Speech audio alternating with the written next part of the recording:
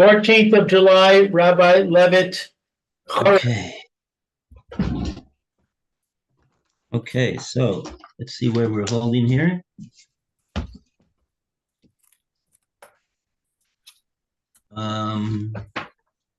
Fast days, fast days, Hanukkah and Purim. Oh, so we're up to Kiddush Abdallah and 247. 247. Hanukkah.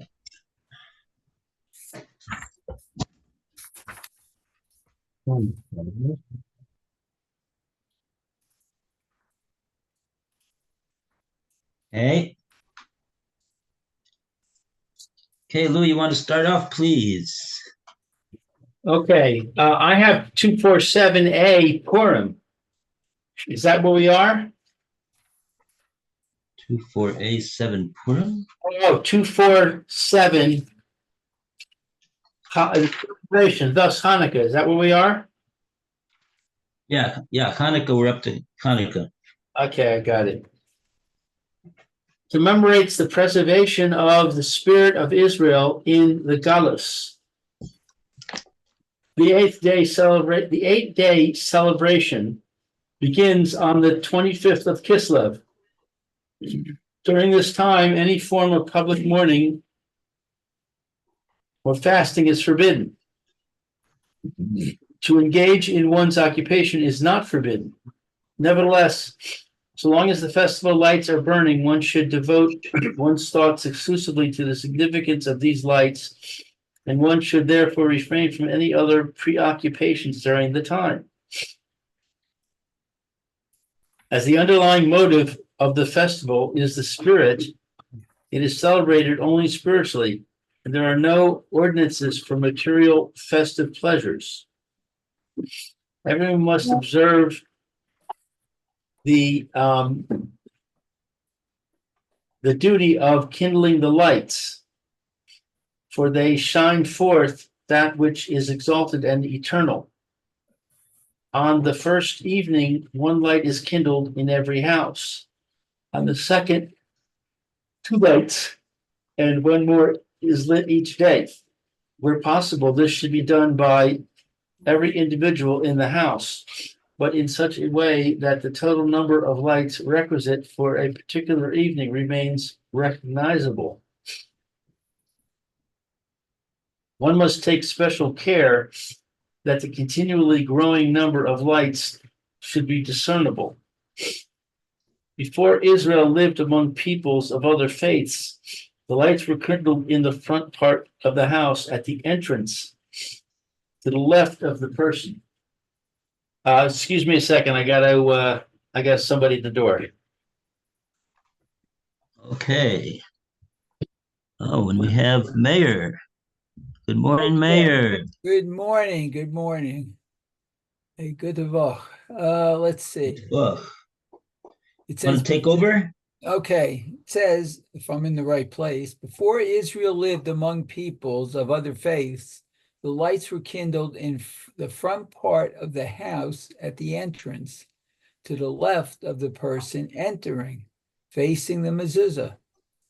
For us, it remains a domestic festival within the house. They, the lights, stand with their holy purport and must not be used for any other purpose.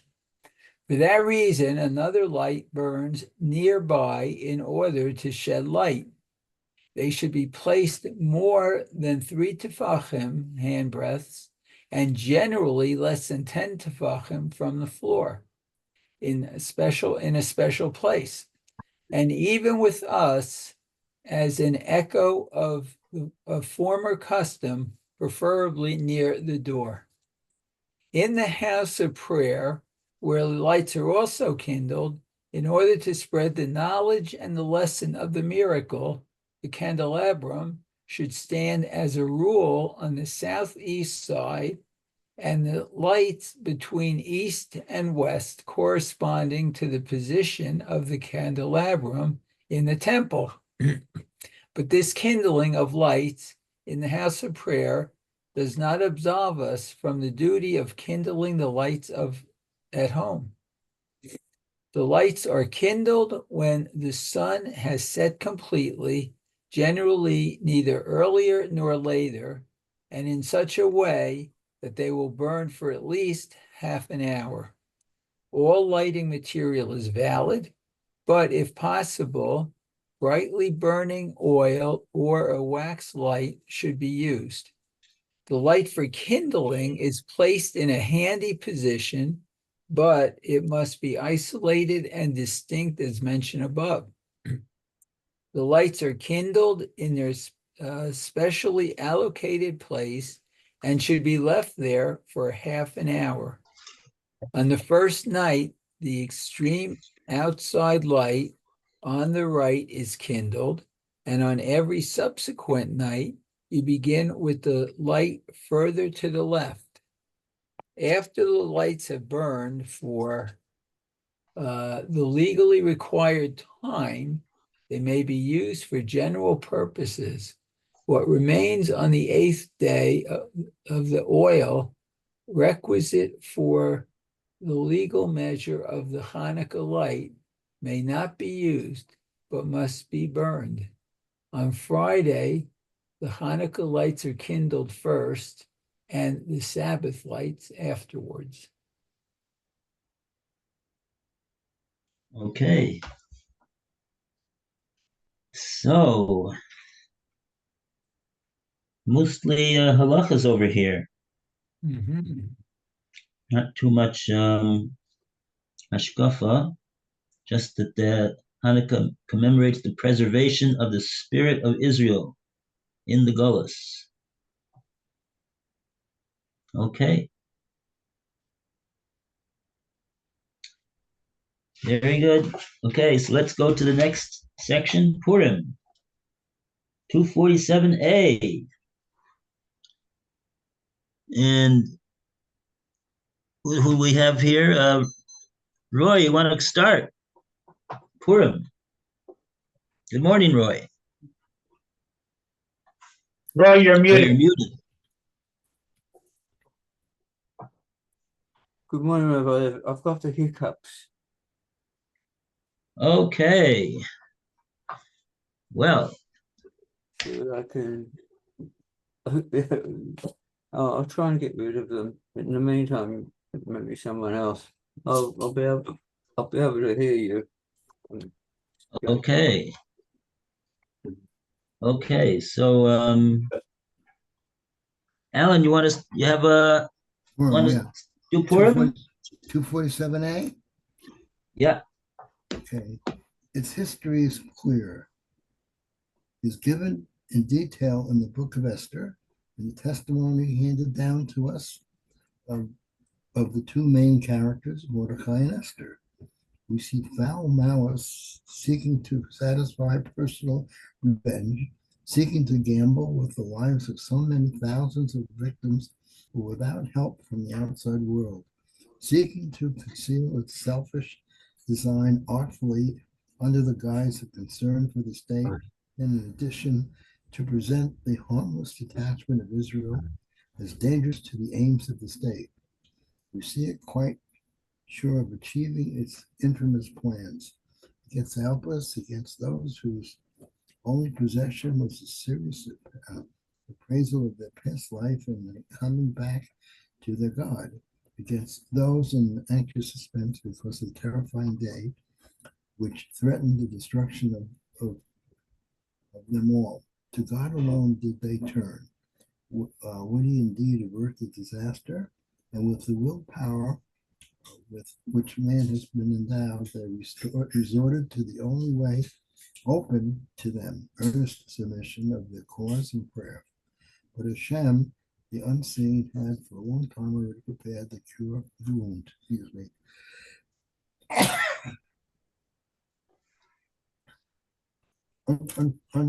Unseen had for a long time already prepared the cure for the wound. God knits human deeds and their issues with his wise design, the renewing of the sleepless night of the king, the fleeting emotion of a moment in the kingly breast, and behold, the burden is the blow from the helpless, for those whose only possession is Hashem.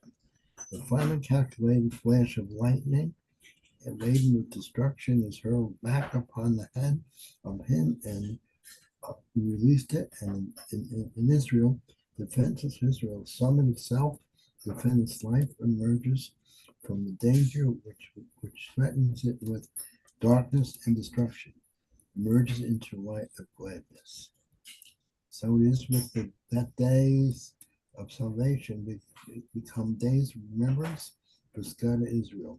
These days conserve Israel's strength in their firm faith that God, through no unseen, who had led them into the wandering among the nations, still watches over them and brings to naught all their self-seeking wickedness, contrives to forge against them with cunning and with intrigue.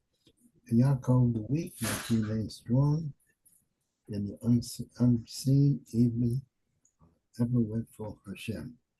As the physical life was threatened here and physical life saved, so apart from the public recital of the story handed down to us, perpetuating the event, Purim stretches the enjoyment of festivals, mutual gifts, and consideration for our poor brethren. Together with this, we should joyfully remember how life was given to us again, and this feeling of joy we should each revive the spirit of our common brotherhood and give it greater scope by bringing cheer to our less fortunate. Anybody want to take over number 248? Okay, back to Lou.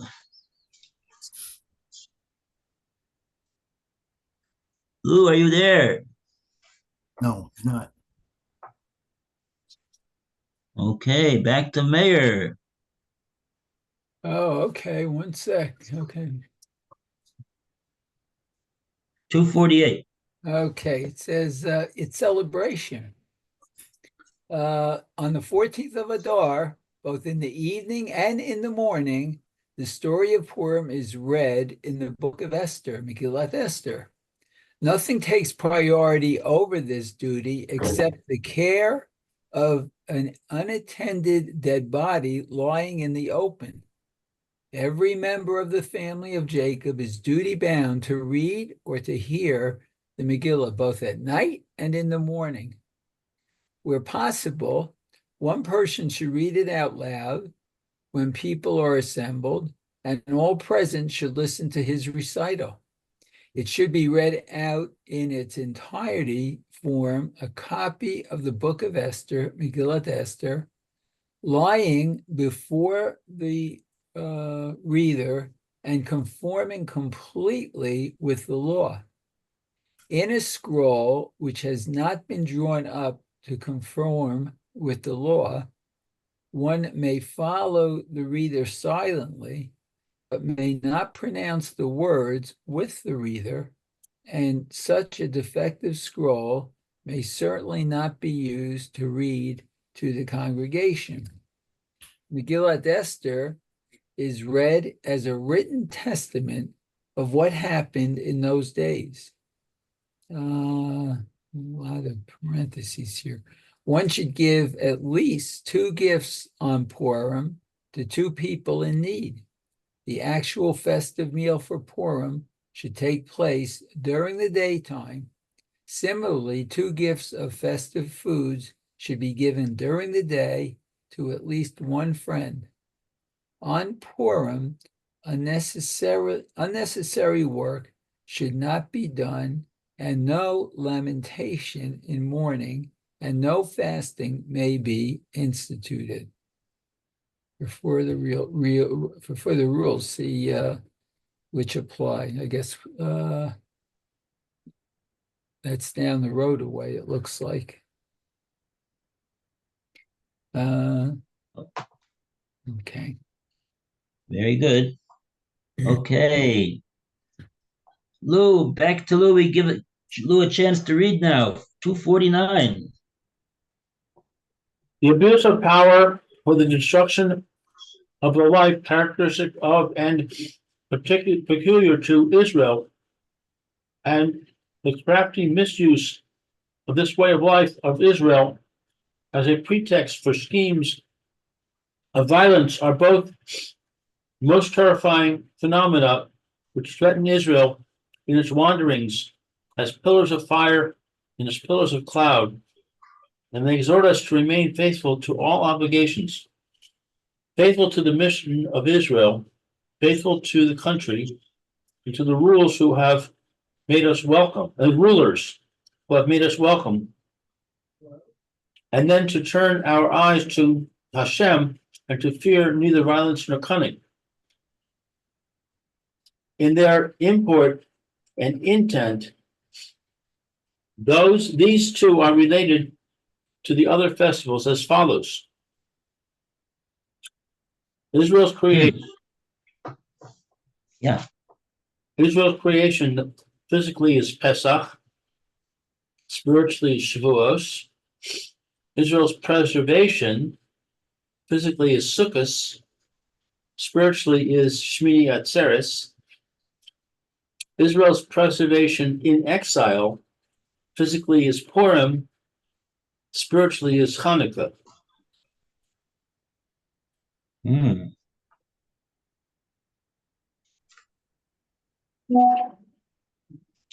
So he's explaining how Purim and Hanukkah come together with the other Yomim Tovim Deraisa. Yomim Tovim Deraisa are the issue is Israel's creation and preservation, and to Purim and Hanukkah is particularly in the exile. Israel in the Golas, Purim and Hanukkah, physical and spiritual preservation. Okay. And a round of applause for Hanukkah and Purim. Yay! Moving right along over here. And now we got up to Chodesh. 35. And we turn to Roy. Are you able to read for us now, Roy? Yes, thank you. We managed to get rid of the hiccup. Baruch Hashem. Chodesh. All right, and the Pesukim here are, and the Lord spoke to Moshe and Aaron in the land of Egypt, saying, this month shall be unto you the beginning of months. It shall be the first month of the year to you. That's in Exodus 12:1. Next quote. Observe the month of Aviv and keep the Passover unto the Lord thy God, for in the month of Aviv the Lord thy God brought thee forth out of Egypt by night. In Deuteronomy 6:1.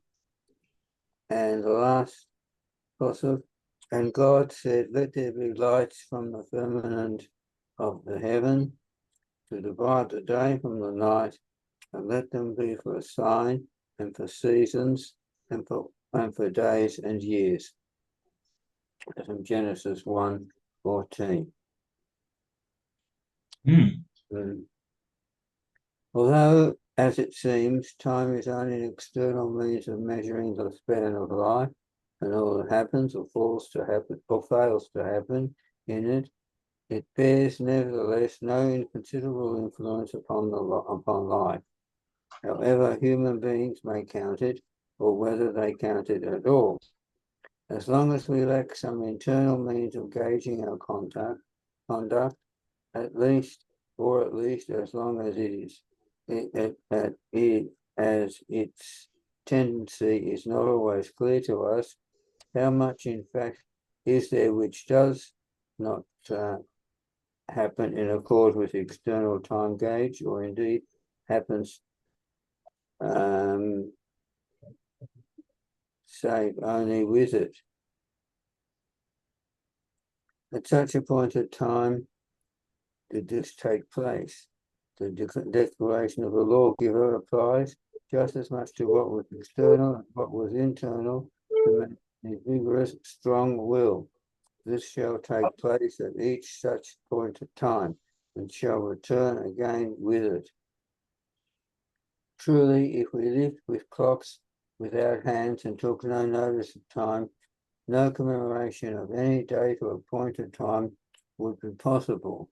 One day would be like another, and as the exact external means of setting a measure for events that had taken place would be lacking, so also we should lack the identity of those days, which, dedicated to the memory of certain epochs, rise above the rest as an ever-recurring time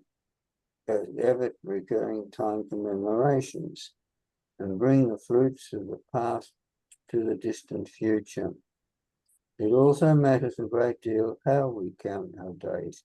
If our years were shorter or longer than they happen to be, we would do much on the one case more equally, more frequently, or another more slowly or less frequently, or not at all.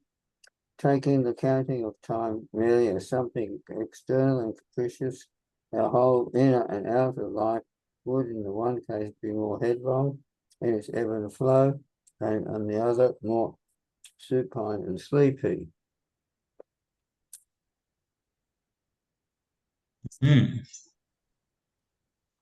Okay.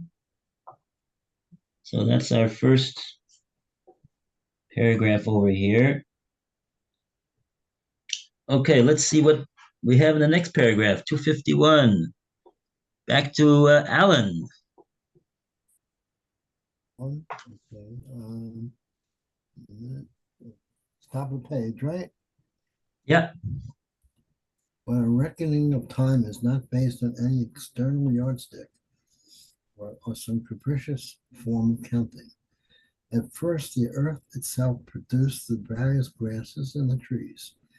After that, the Creator took the seeds for these grasses and these trees from the earth itself and renewed the kingdom of plant life with them, so that thereafter the earth would first have to take in the seed and by then germinate its plant offspring in maternal fashion.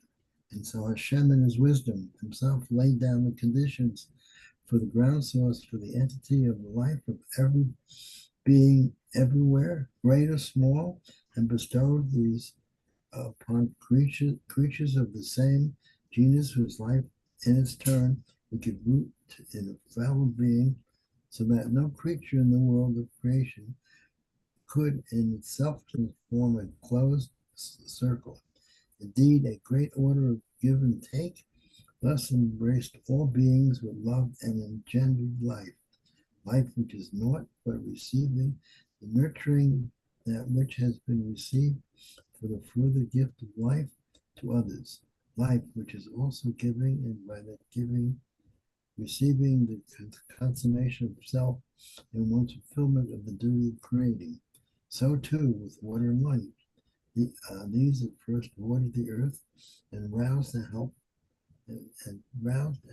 it to advance to its first stage of development. But Hashem separated the water from the earth, to receive it again in the form of rain, and divided the water below and above, and also removed from the earth the source of all life and growth, namely light, and bestowed it upon the torch bearers on high, the sun and the moon and the stars, so that thereafter the underlying conditions of all human life, for example, warmth, darkness, and cold, dryness, and humidity, were lifted above the earth would have to be received from above.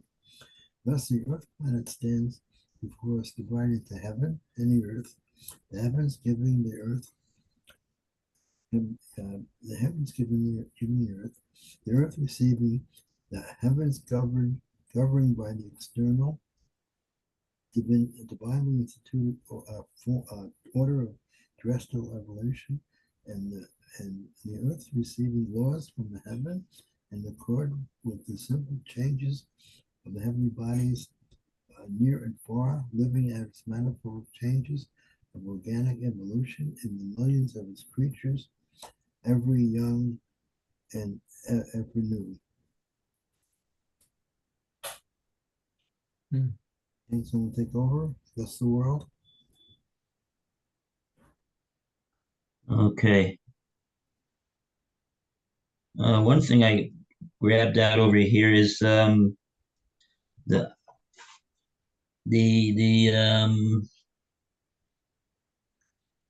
first is saying that the planet stands before us divided into heaven and earth, with the heavens are giving and the earth is receiving. And that's how he puts all of the things that are happening in the world. The light is taken, is we receive the light from on high, from the sun and the moon and the above us. It's not here. Okay, 252. This is Chodesh. Trying to see what all these ideas are connected to Chodesh. Okay, who's next? Alan, a mayor, right? Oh, maybe. Okay, let me go on then. Thus, the world around us and we ourselves are in a state of continuous flux. There are the hours. These form a complete day and night according to the rotation of the earth. There are the days. These make up the month according to the revolution of the moon around the earth. And there is the year cycle determined by the elliptical revolution of the earth around the sun, which forms a complete year. The influence, too, of day and night upon our body and our mind, and of the year cycles, and with these, our reactions to the sun is clear. Less clear is the influence of the moon in its bearing upon the days of the month. However, first, it can be deduced from the influence of the sun, and secondly, it becomes manifest in the not insignificant phenomena on the global earth, as, for example, in ebb and flow, in changes in human body, and perhaps too in the whole genesis of the animal world. If we follow the suggestions which seem to be indicated in the writings of our forefathers, we could clearly reach the following conclusions. Just as the sun persists as the producer centrifugally of rays, which engender ever pulsating life and bring light and warmth, so the moon stands as a distributor of the faculties and potencies for receiving the life which the rays of the sun have been appointed to engender. Indeed, without the contrasting yet complementary influences of the moon and the sun, as in the case of humidity and cold, with dryness and heat, the burning rays of the sun could transform the earth into a parched waste of barren rocks. The water flow over the earth planet seems to be conditioned by the course of the moon, which, as satellite of the earth, revolves around it, endowing it in its course with contrasting wetness and cold, and by overcoming this sun engenders, and by overcoming this, the sun engenders life. As it gets its own light from the sun, So the moon at once prepares the earth to absorb the rays of the sun. If therefore the sun not only rules the earth, but is beneficial to other planets as it is to the earth, so the moon really belongs to the earth. And earth and moon together form this terrestrial world, which is stirred to life by the sun.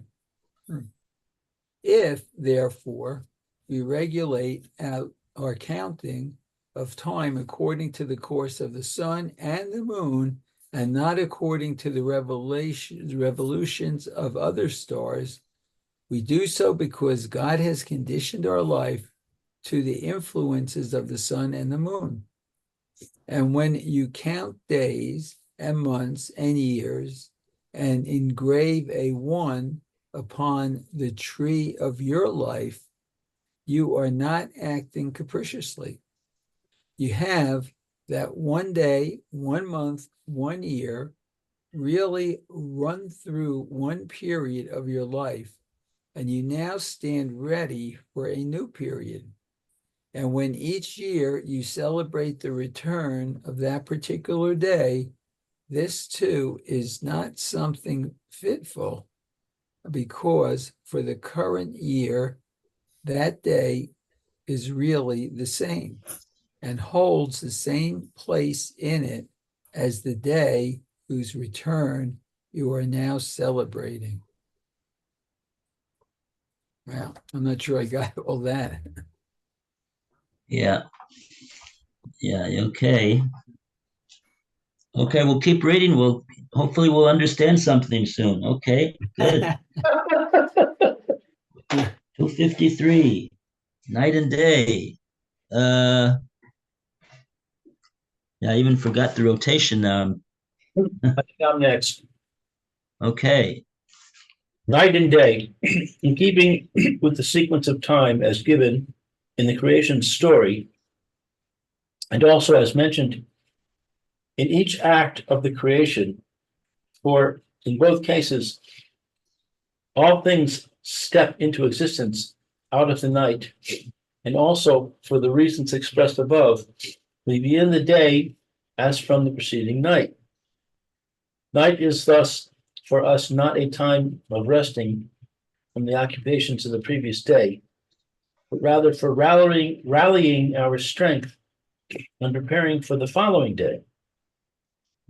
So too, with nature around us, when the potency of the rays of the sun disappear completely, this is discernible when the stars appear. Our day begins and it lasts beyond sunrise until the dominance of the sun ends, i.e., when the stars appear once again. In our calendar, the day is divided into 24 hours, every hour into 1,080 subdivisions, and each subdivision into 67 smaller ones.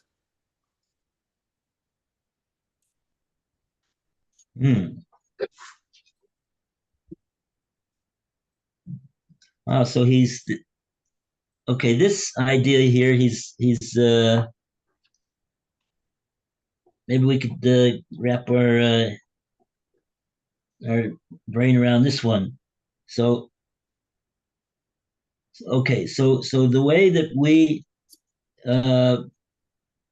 count a day, the night is the beginning of that new day, and the nighttime hours is the beginning of the Hebrew day, the calendar, and so he says there's a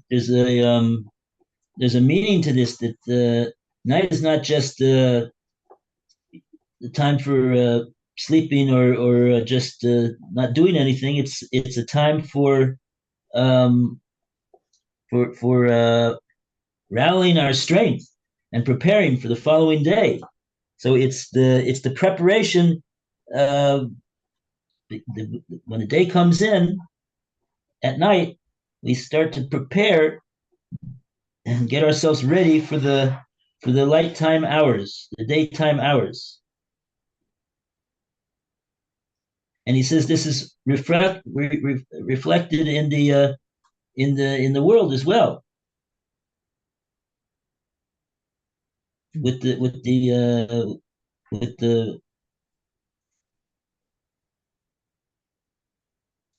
when the sun goes down, our day begins.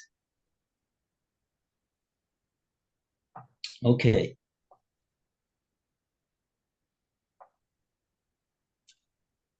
Yeah. What time we have?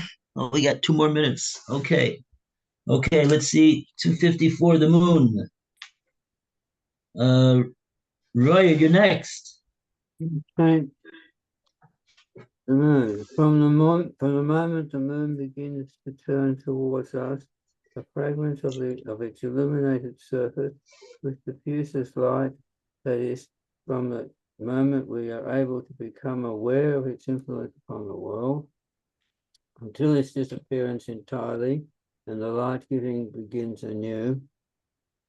This consists of a Chodesh, 1 month, of 29 days, 12 hours, and 793 subdivisions. Moment when the unilluminated surface is turned towards the moon, is turned towards us, that is called the Moled.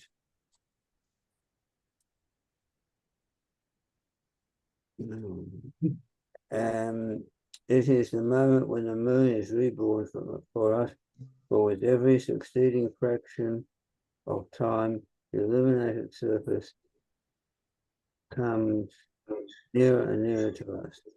For this reason, the Moled always precedes the day upon which the moon first becomes discernible again, namely Rosh Chodesh. Oh, there you have Rosh Chodesh. So he's defined for us what's the molad that we always say the molad is going to be on this time or that time or whatever it is. We announce it in the Birkas HaChodesh before Rosh Chodesh.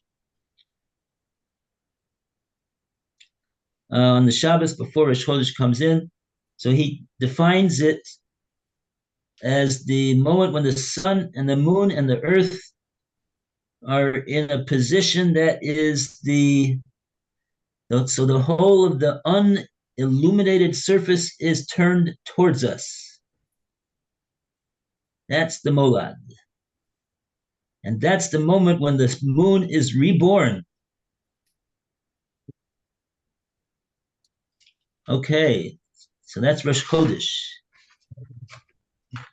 And with that, we will conclude and say a Shvua Tov and a good day to Meir. All the best to Meir. Shvua Tov, Chodesh Tov. And we will be back very soon. Bezrat Hashem.